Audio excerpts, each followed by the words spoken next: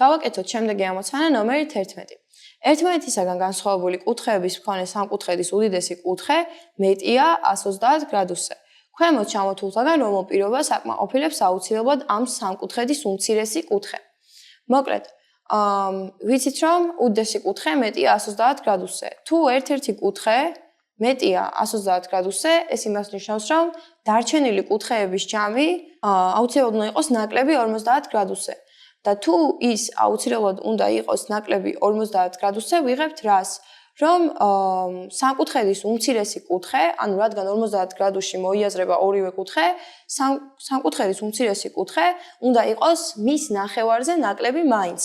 ანუ 50-ის ნახევარი, რომელიც არის 25, სამკუთხედის უმცირესი კუთხე უნდა იყოს აუცილებლად 25-ზე ნაკლები. რაღაც ალფა გრადუსი დავარქვათ.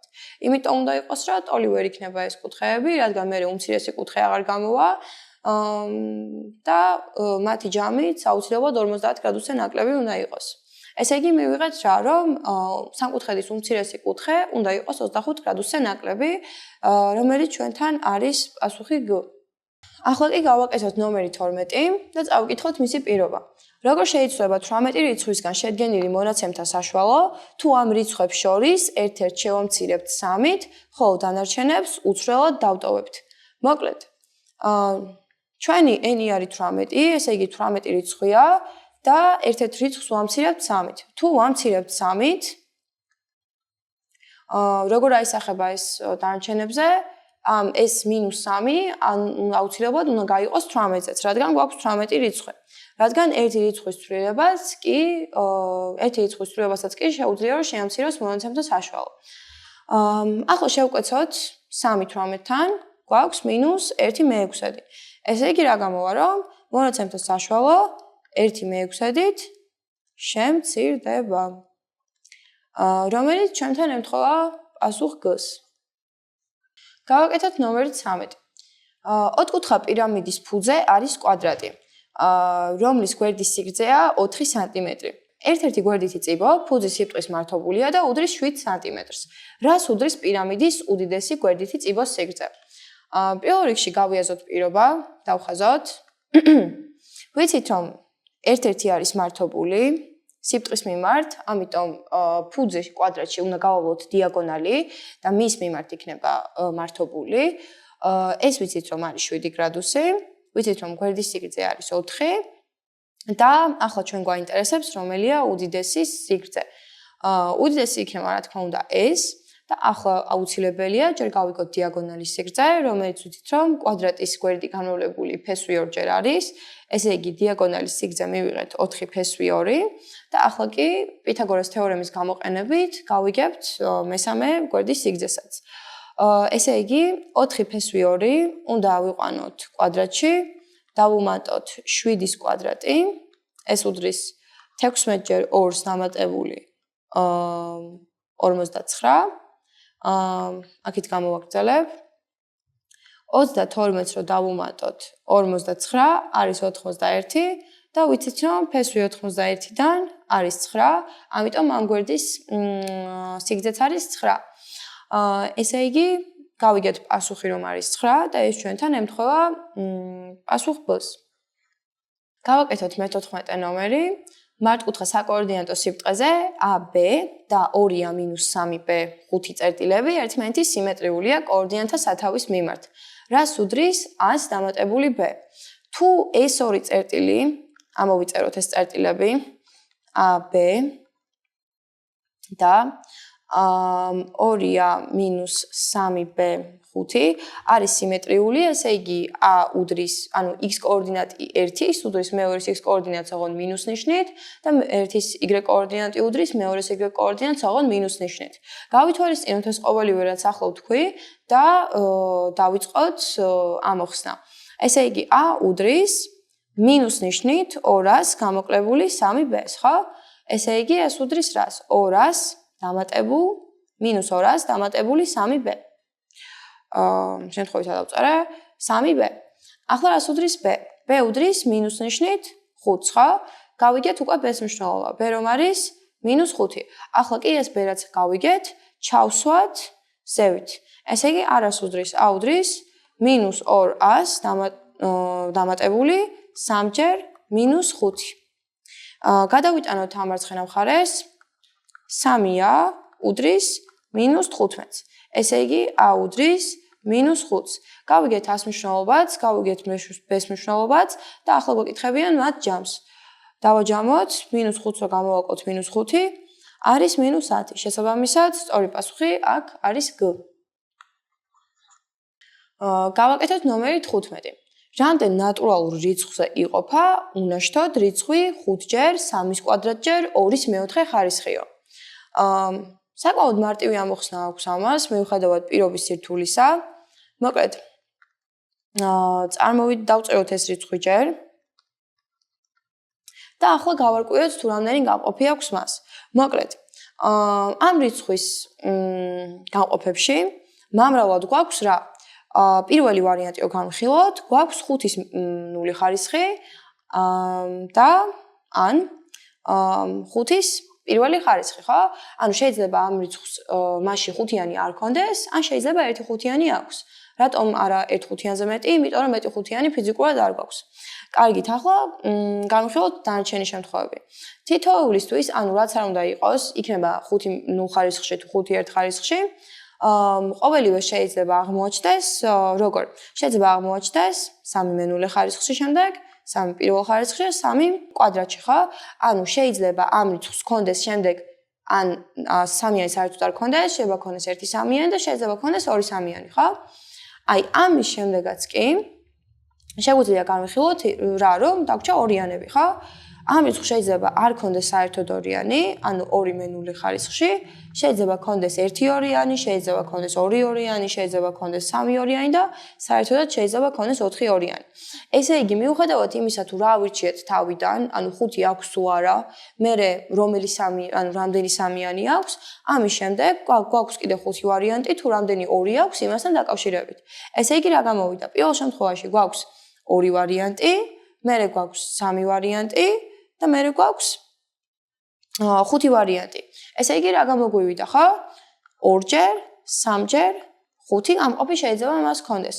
2-ჯერ 3 არის 6, 6-ჯერ 5 კი არის 30.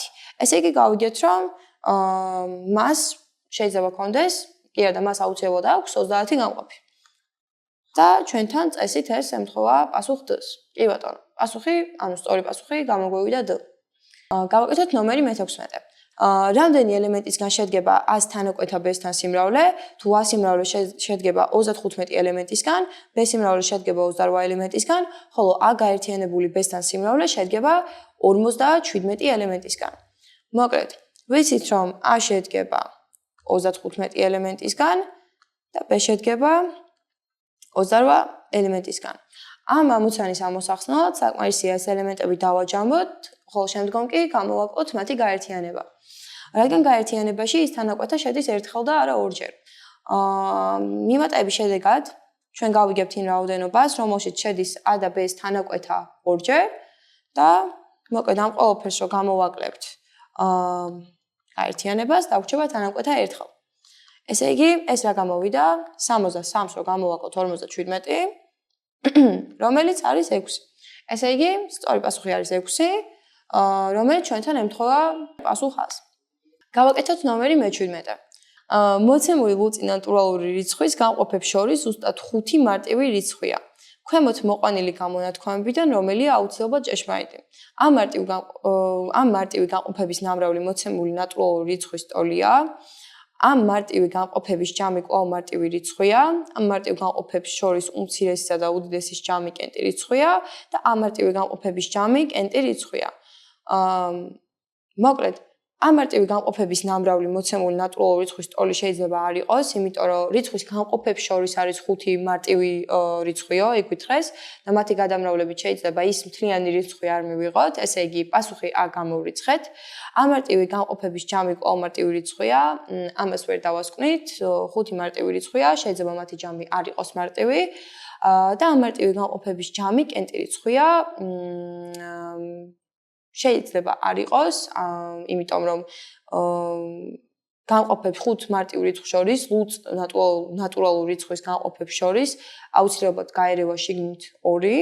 ამიტომ აუცილებლად კენტი არ იქნება და გვჭირდება პასუხი G და მართლაც რომ დავაკვირდეთ, ამ მარტივ განყოფებს შორის უმცირესი და უდიდესი ჯამი კენტი რიცხვია.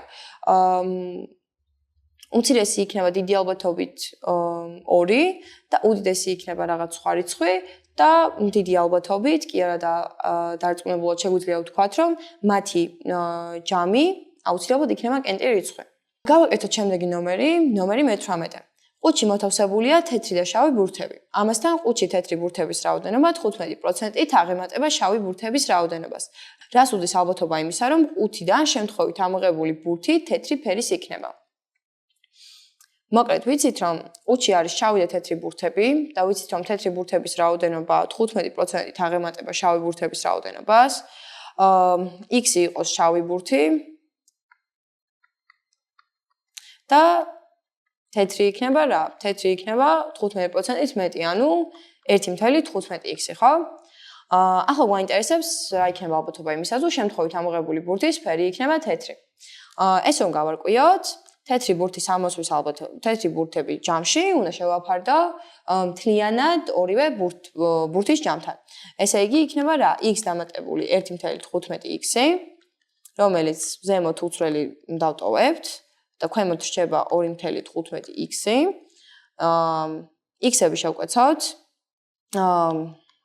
ესე გადავწეროთ 115 215 და შევკვეცოთ ეს წილადი და მივიღებთ 23.53 და ეს არის ალბათობა იმისა, რომ შემთხვევით შერჩეული ბურთი ამოვა თეთრი. და სწორი პასუხი ჩვენთან არის D. ახლა კი გავაკეთოთ ნომერი 19.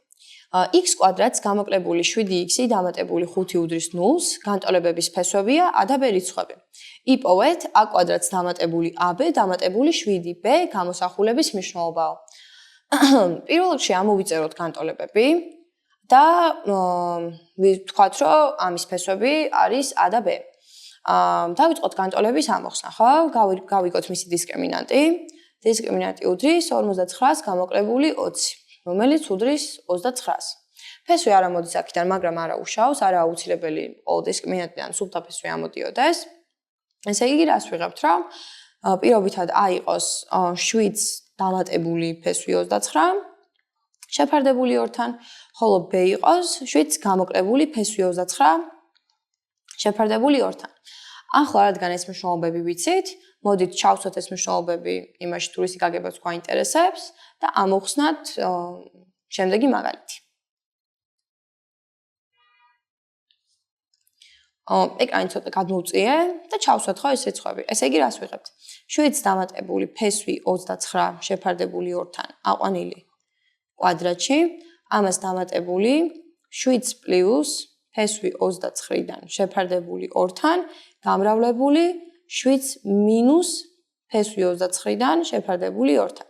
და ამ ყოველივეს დამატებული 7 ჯერ 7 მინუს ფესვი 29 შეფარდებული 2-თან.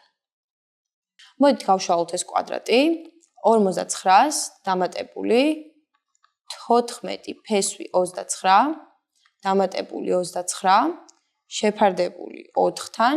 ამ ყოველივეს დამატებული ამის ნამრავლი, რომელიც არის შემოკლებული გამრავლების ფორმულა, გავიმარტივოთ ცხოვრება და დავწეროთ 59-ს გამოკლებული 29 შეფარდებული 4-თან და დავწეროთ 59-ს გამოკლებული 7 ფესვი 29 შეფარდებული 2-თან. მოკლედ, დავშალოთ ეს წილადი. 59-ს დამატებული 29 შეფარდებული 4-თან დავტოვოთ. ამას დავუმატოთ 14 ფესვი 29 შეფარდებული 4-თან, რომელიც ახლა შეგვიძლია შევკვეცოთ, დავწეროთ 2, ანუ აქ 7 დავწეროთ. ამას დამატებული 20 გაყოფილი 4-ზე, რომელიც არის 5 და დამატებული ესეც ცალკე დავტოვოთ 59 მეორეც გამოკლებული 7 ფესვი 29 მეორედი. ეს 7 ფესვი 29 მეორედები შეიკვეცა და ახლა კი გავაგზავნოთ ყოველფრის გამარტივება. 59-ს რომ დავუმატოთ 29 არის 78/4, ხოლო ამას დამატებული 5 და ამას დამატებული 59 მეორედი. გავარით მნიშვნელიანოთ ეს ორი. გვაქვს 78 მეოთხედს დამატებული 98 დამატებული 5. ეს უდრის 176 გაყოფილი 4-ზე დამატებული 5. 176 რომ გავყოთ 5-ზე იქნება 4 და 4, ამას დამატებული 5 და გამოვიდა, რომ პასუხი გამოდის 59, რომელიც ჩვენთან ემთხვევა პასუხ D-ს. გავაკეთოთ შემდეგი ნომერი. ნომერი მე-20. თუ ტოლფერდა სამკუთხედში ფუძესთან მდებარე კუთხის კოსინუსი 0.75-ის ტოლია, მაშინ ეს სამკუთხედი არის და ჩამოთვლილია შემდეგი 4 ვარიანტი: ტოლგვერდა, მახვილკუთხა, მართკუთხა და ბაკუთხა. მოკლედ. გვაქვს ტოლფერდა სამკუთხედი, ფერდები ტოლია, ფუძესთან მდებარე კუთხის კოსინუსია. კოსინუსი არის მიმდებარე შეფარდებული ჰიპოტენუზასთან, ესე იგი e შეფარდებული ამასთან და თუ მათი შეფარდება არის 0.75, ესე იგი მარტივად შეგვიძლია დავასკვნათ, რომ ეს სამკუთხედი აუცილებლად იქნება მახვილკუთხა. ესე იგი ჩვენთან ეს ემთხვევა პასუხ B-ს.